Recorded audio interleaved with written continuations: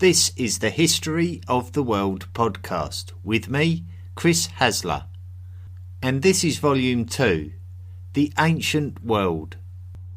Episode 36, The Ancient World, a Summary.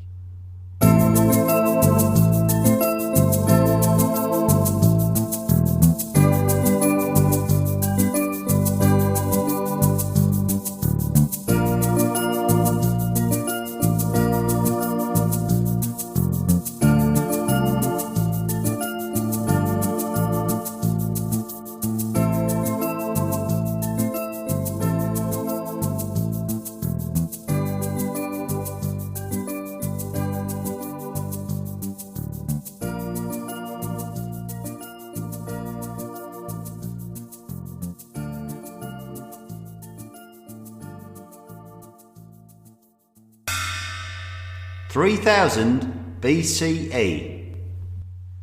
In the period of time between the Neolithic Revolution and the Bronze Age, agriculture had reached all major landmasses and humankind had started to coalesce into large urban settlements for the first time. Use of metals had become common, and different societies began to develop different levels of technology to utilise these metals. Some would not go far beyond cold hammering, while others would develop advanced methods of smelting and moulding. As city populations expanded, the requirement for more efficient methods of farming became necessary.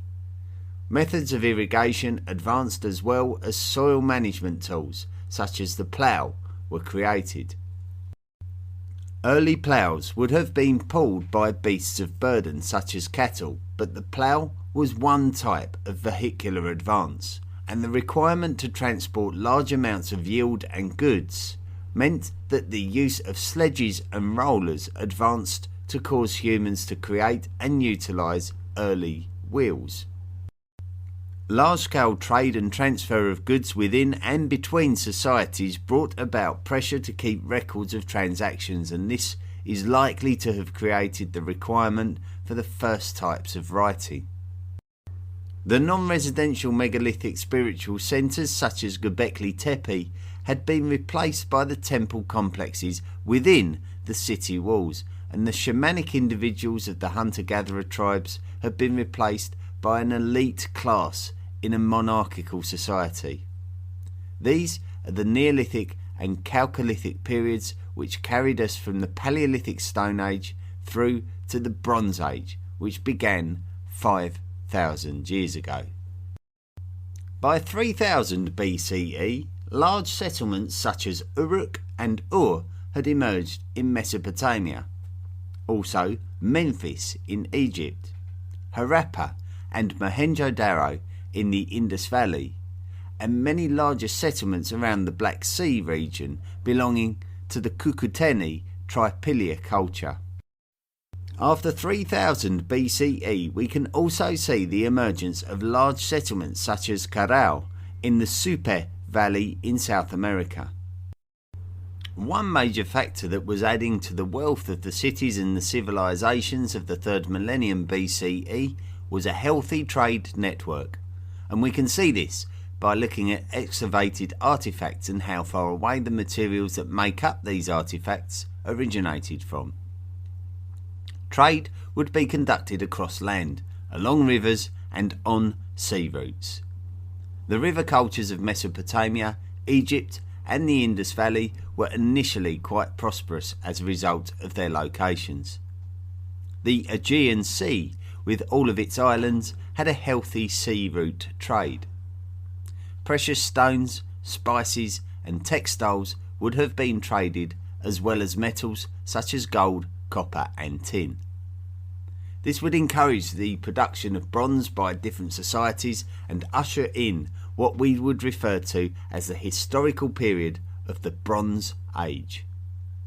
Tools and weapons would have been an important product of bronze, but the Sumerians would also make bronze sculptures.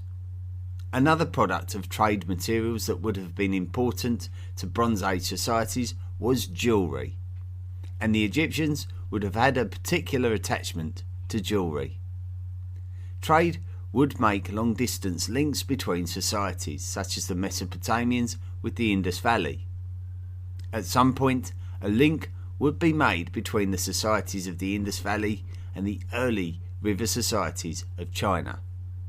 And we do know that bronze production was taking place in China during the 3rd millennium BCE. Our knowledge of Mesopotamian trade can be determined by the incredible grave goods recovered from the most important members of society, such as Queen Puabi, whose burial we discuss at length back in episode 3.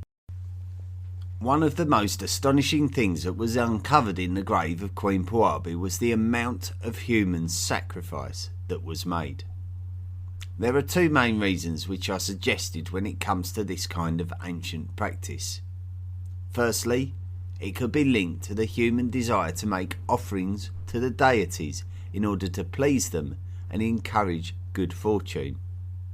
Secondly, it is likely that there was a belief in an afterlife and that the sacrifices were made to accompany Queen Puabi on her journey to the afterlife. This would be comparable to the pyramid building practices of Egypt during the 3rd millennium BCE.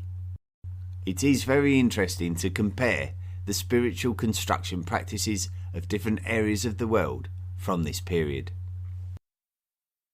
In Great Britain, societies were still carrying out the traditional methods of temple building with the construction of Stonehenge. Even though this appeared to be more like the megalithic temples created since the Neolithic, there was undoubtedly some serious effort invested in the movement of the stones, which are believed to have been pulled all the way from Wales, something that would require a superhuman effort. This particular aspect of superhuman efforts in temple building would be a global thing though. In Peru during the 3rd millennium BCE, an urban centre was built at Corral, with one of the centerpieces being a step pyramid. The connection of pyramid building between ancient Peru and ancient Egypt is astonishing when it appears that the two societies could have had no possible connection or communication with each other due to their geographical isolation from one another. Djoser's step pyramid in Egypt resembles the one at Corral, but its purpose was different. While the one at Corral was believed to be a temple, Djoser's pyramid in Egypt was created to be a tomb. Djoser's pyramid was the first Great Pyramid of Egypt, which is by far the most amazing pyramid building culture that the world has ever seen. The Egyptian pyramids were believed to be where deceased pharaohs would be mummified and kept away from the elements to safely take their journey to the afterlife. Some have speculated that the steps of the pyramid may have represented a stairway to heaven, but the Egyptian pyramid designs would change and future ones would have smoother edges. During the period of Old Kingdom Egypt, pyramid building would reach its pinnacle. Pharaoh Khufu would have the Great Pyramid built at the huge temple complex at Giza. The human effort to create this work may be comparable to nothing else.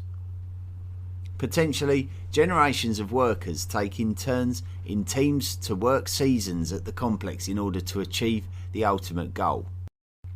The workers would have had to have been housed and fed, which would have been something that involved the wider community. The large stones would have had to have been transported along the Nile River and across the land to the construction site. Construction would have continued beyond Khufu's pyramid, which was the tallest of all pyramids. A second huge pyramid was constructed for Pharaoh Khafre, as well as a great sphinx, which represents an Egyptian tradition of colossus building, as well as a third pyramid for Pharaoh Menkaure. The pyramid site at Giza, like the Stonehenge site in Britain, puzzles many when it comes to working out exactly how it was built. Both of these monumental sites are not just a great feat of construction and architecture, but also they were constructed with great accuracy. Stonehenge, like many other megalithic sites, was constructed with respect to the movements of the sun. The Great Pyramid was built with such an astonishing amount of mathematical accuracy that it amazes experts to this day. The accuracy of the right angles and the success of a construction containing over 2 million large stones. There is evidence of the study of mathematical concepts in the Near East in both Egypt and Mesopotamia, so we should maybe not underestimate the intellectual and academic advances of our 4,000-year-old ancestors.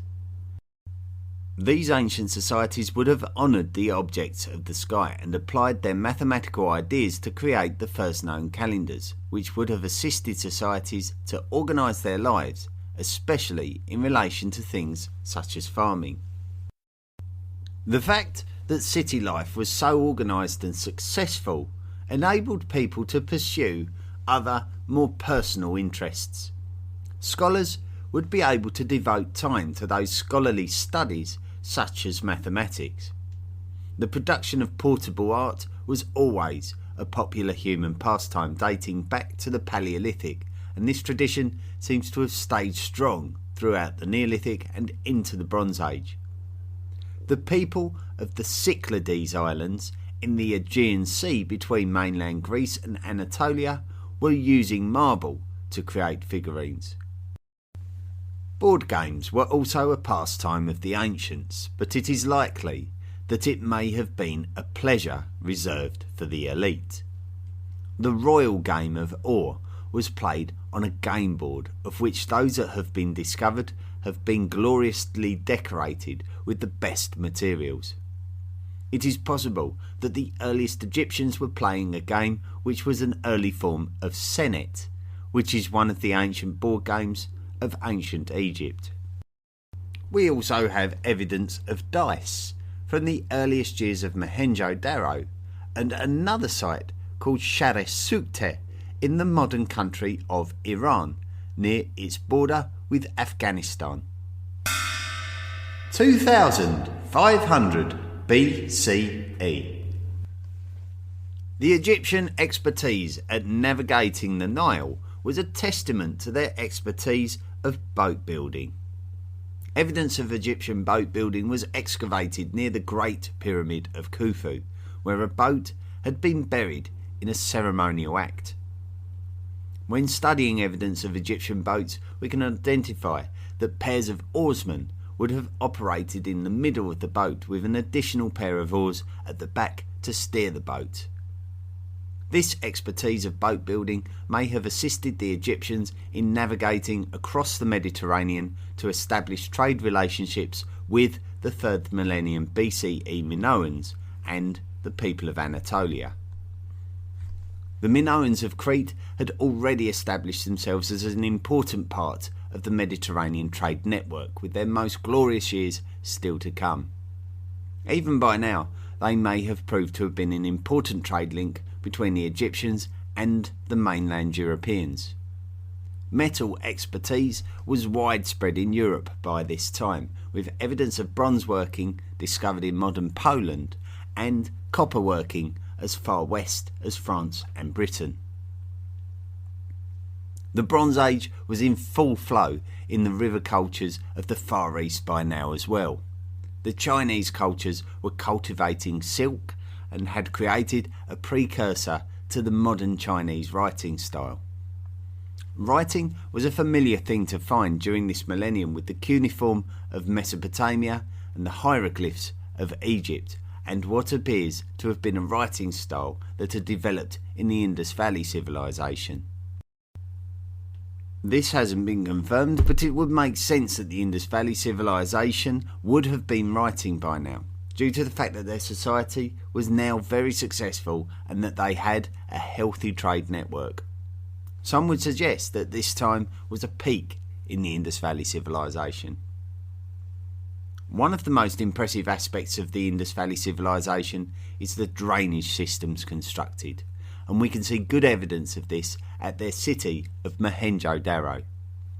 There seems to be a very spiritual feeling regarding personal cleanliness, but the drainage would have also helped to keep the citizens of Mohenjo-Daro healthy and free from infectious diseases, which would have been a dangerous reality of living within urban societies of this kind of size and population.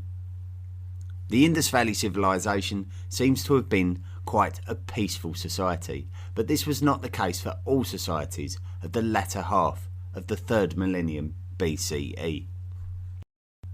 The success of Mesopotamian life and the emergence of many cities which had influence over their local areas led to border conflicts between city-states over fertile and fruitful lands. This would inevitably lead to a desperate need for city-states to destroy each other if they felt that the only way to appease the threat was to eliminate it. This would also mean that the best monarchs would have an ability to lead a military campaign, which would require the population of the city to produce a trained army with effective military clothing, defences and weapons. The earliest known military conflict involved 2 Sumerian city-states and culminated in the story told in episode 1, which describes the fight for fertile borderlands of Gwedana. It ran for a number of generations between the 2 city-states of Umma and Lagash, and demonstrates the lengths that the Sumerians needed to go to preserve their prosperity. Leaders of the city-states would likely rally their citizens by saying that it was the will of the deities that they fight for their city. King Yanatum of Lagash was victorious over King Enakale of Umma in this initial conflict.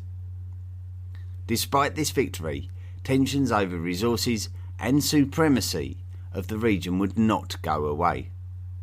The city-state of Lagash would eventually fall under the rule of King Urukagina, who claimed that he was divinely appointed in the aftermath of a shamed predecessor. So divine instruction and acceptance was a high priority in these societies, which would make sense when giving the people a purpose to stay united for the good of their city. King Urukagina of Lagash would ultimately meet his match with the rise of the ruler of the city-state of Uruk, his name Lugu-Zaghazi.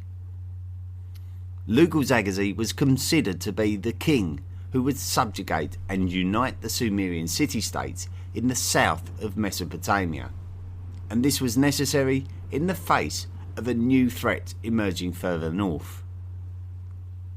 The new threat would come from the cities of Akkad and Kish, which King Sargon the Great united under his own rule, enabling him to build a large army to face off against Lugu-Zaghazi's confederation of southern Mesopotamian city-states. The stories are covered in episodes 1 and 2 of the podcast and are well worth a listen. Sargon's Akkadians would use well-organised military tactics to overcome the Sumerians, defeat them and kidnapped King Lugu-Zaghazi before conducting a ceremonial execution. The Akkadians would now rule over the whole of southern Mesopotamia, and their Semitic language would become the spoken language of all of Sumeria, taking over from the traditional Sumerian language. The ceremonial execution of King Lugu-Zaghazi was important propaganda which would demonstrate the power and influence of King Sargon the Great to any who doubted his divine right to rule this Akkadian empire, often called the First Empire of the world. Sargon would install his daughter Enheduanna as the high priestess of Ur, demonstrating a strong connection between deity worship and royal bloodlines. Spirituality and deity worship was an important underpinning aspect of Mesopotamian life, and is demonstrated by their epic scriptures such as the Epic of Gilgamesh. The Epic of Gilgamesh tells a story of an ancestral king of Mesopotamia called Gilgamesh. Historians have no idea whether Gilgamesh was a real king or not, due to the fact that there is no contemporary evidence of him. So if he wasn't real, it may have been a form of propaganda commissioned by a later king to validate the historical importance of his rule. Although we are blessed with a great deal of written evidence of a 3rd millennium BCE Mesopotamia that allows us not only to build a timeline of Mesopotamian history, but also to learn about the earliest named individuals known to us, it also unlocks further mystery. For example, we know that the city-state of Ebla, which was comparatively close to the Mediterranean Levantine coast, was subject to destruction during this period. However, we cannot be sure who the perpetrators were, with Eannatum of Lagash, Luguzagazi of Uruk, and Sargon of Akkad all suggested by different experts. Often we find that imperial ambitions of multiple nations can be suppressed by things such as natural disasters or disruptions to trained networks. It would be halfway through the 22nd century BCE that we would see the decline of both the Akkadian Empire and the Old Kingdom of Egypt. This may just be pure coincidence, with no direct reason to believe that the two events are related. In Egypt, there was a disunity not experienced in many centuries.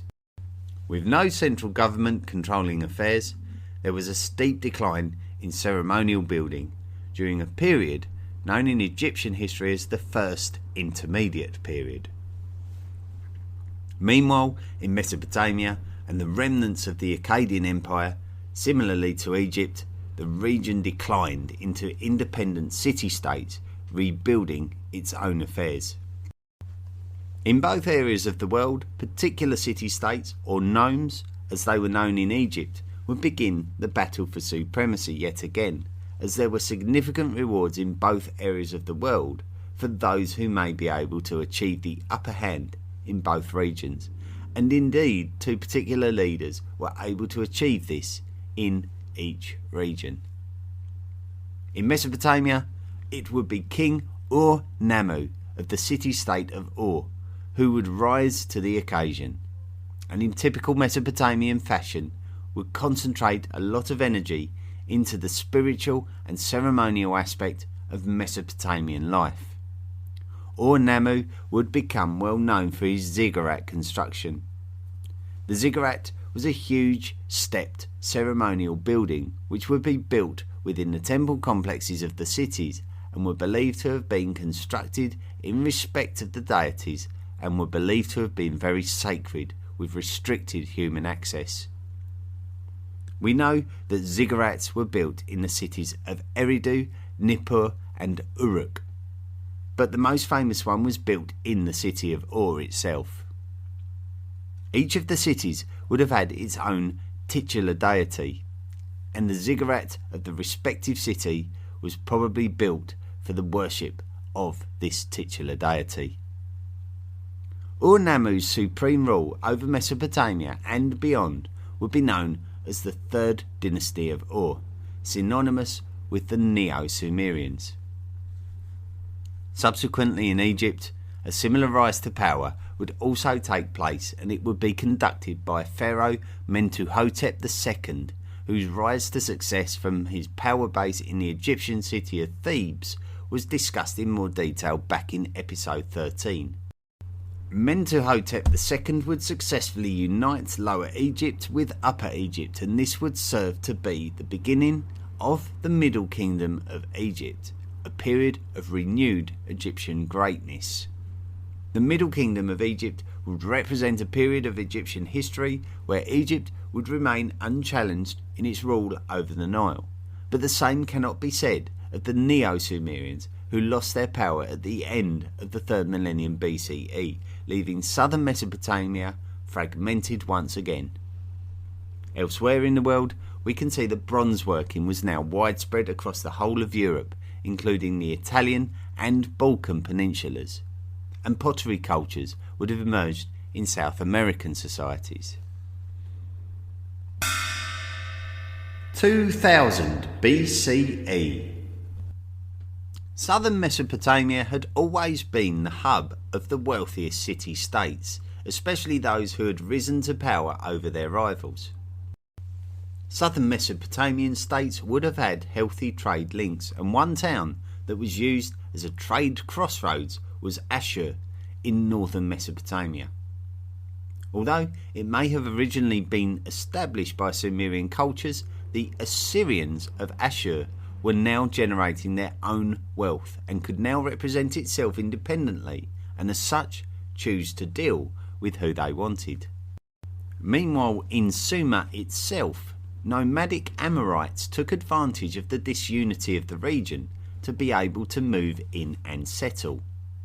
One of the settlements would become the city of Babylon. And so we are beginning to enter a classic period of history where the Assyrians and the Babylonians would compete to be the dominant culture of Mesopotamia for the next 1,000 years. The presence of each other kept Mesopotamia sharp and at the forefront of cultural advances. We credit the Egyptians with great academic minds for their geometric genius in the construction of the pyramids, but the Babylonians also demonstrated advanced mathematical theory. While the Egyptians were working with fractions, the Babylonians were calculating pi. The most famous monarch of the first Babylonian dynasty was the king Hammurabi. Hammurabi was a man built to lead a nation. He was a successful military leader, a legislative definer, and a unifier of people under the titular deity of Babylon called Marduk. Hammurabi integrated the previous dominant city-state of Sumer, namely Larsa, and went on to defeat the Elamites, who had frequently poked their noses into Sumerian affairs historically. Hammurabi is most well remembered for his law code setting down almost 300 laws. Law codes had existed before Hammurabi's reign, but it is fair to say that Hammurabi's law code was definitive and distributed across the kingdom with vigour. The citizens of Babylonia would have known all too well the consequences of criminal activity.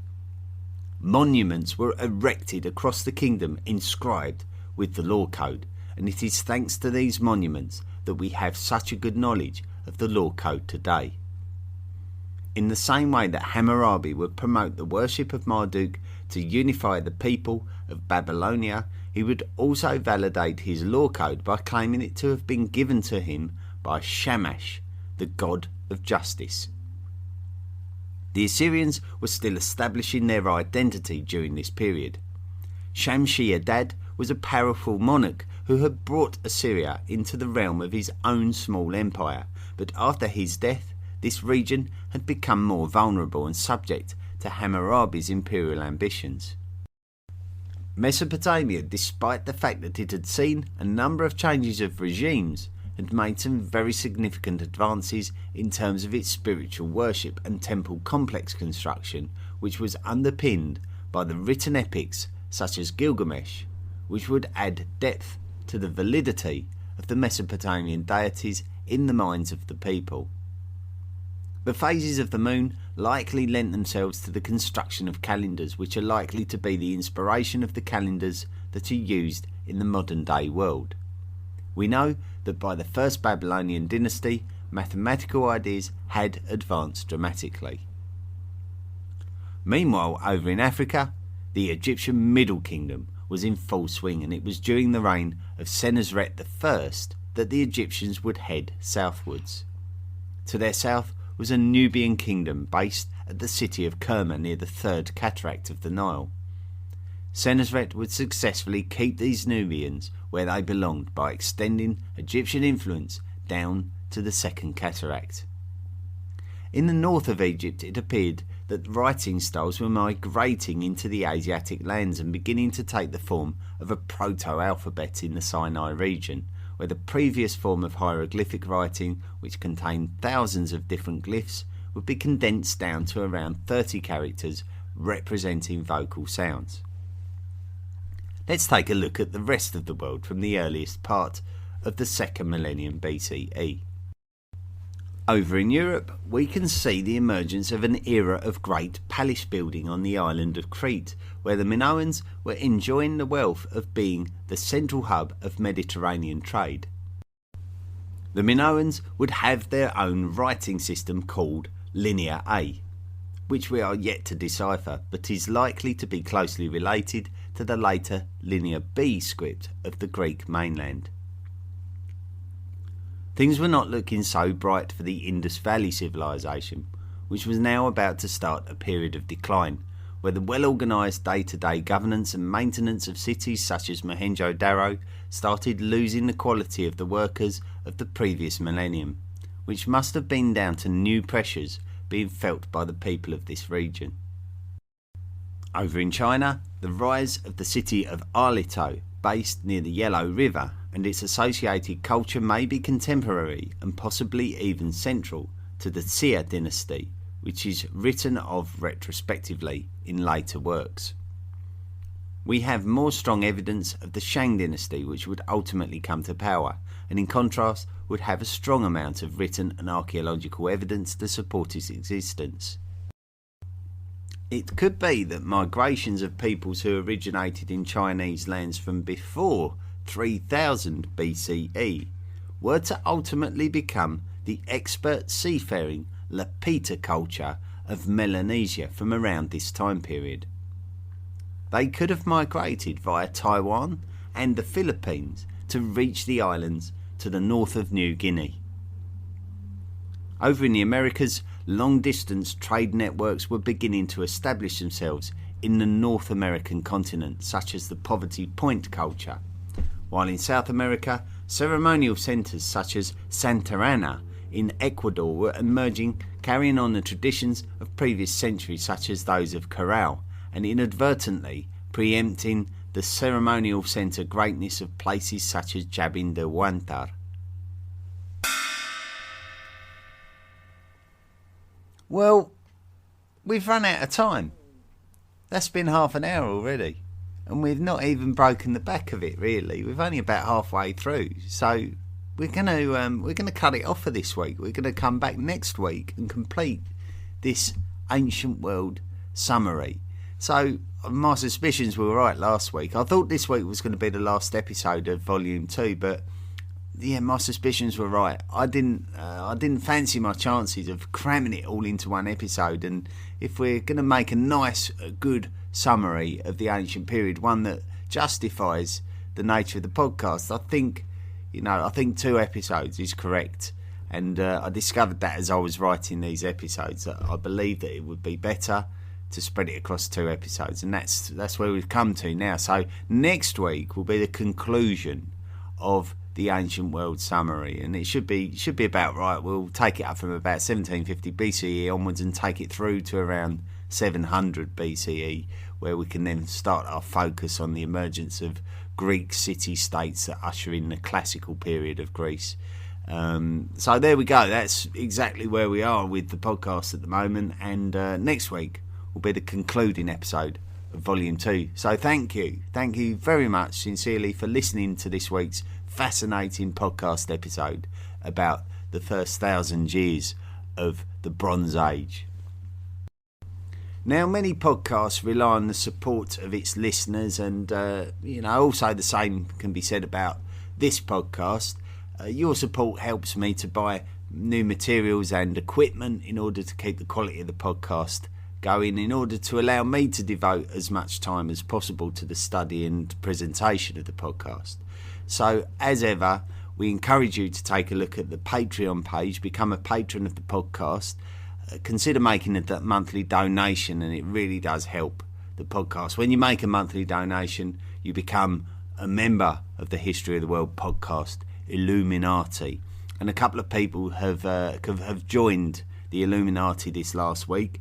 They are Francine and Julian Kandros. So thank you so much for becoming a part of the History of the World podcast Illuminati, and as usual we will let you know when you qualify for the rewards that we offer to those people who are kind enough to contribute to the podcast. And if you want to become a member of the History of the World podcast Illuminati, become a patron and qualify for the rewards that we give out, head on over to the Patreon page, and that can be accessed if you visit the historyoftheworldpodcast.com website. That is the easiest way, historyoftheworldpodcast.com, and click on the link that says Patreon and consider making a monthly contribution. Doesn't matter how big or how small, everything helps. If you are not in a position to make a financial contribution, we always say rate and review the podcast and help us to gain more exposure. The podcast is more popular than ever, and it is thanks to all of your support and all of your kind ratings and reviews that help me to gather more exposure. So thank you to everyone who's contributed to the podcast so far, and thank you to the new members of the History of the World podcast Illuminati. Now, a very kind review on Castbox, which was also tweeted on Twitter, and I retweeted it for anyone that was interested, from B. Salamink Styles. I'm sure I've got that wrong, but has reviewed the podcast saying, fantastic podcast series. I've always loved learning about history and have given up watching normal TV in favour of documentaries. I have had a more concise and structured learning experience listening to this podcast than watching nearly 10 years of YouTube videos. Chris does a fantastic job of explaining historical events, and the most impressive thing he states opposing viewpoints of historians have relating to historical events. Chris is also very clear about what is speculation based on available facts compared to what can be proven. And the only negative criticism I have is in response to an episode where Chris explains his lack of credentials, and he doesn't want that to distract from the information he is providing. That, in my opinion, is exactly what makes this series stand out more than most. Academic credentials tend to detract from looking at all viewpoints, unfortunately.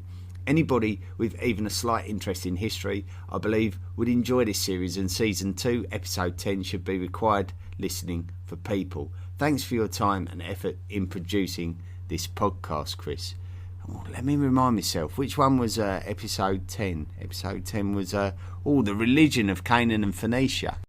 Now, that episode has garnered a lot of interest on YouTube. There's been over 90,000 views of that episode, created by Nick Barksdale of the study of antiquity in the Middle Ages, and you can find that by clicking the YouTube link on the historyoftheworldpodcast.com website in the interact section.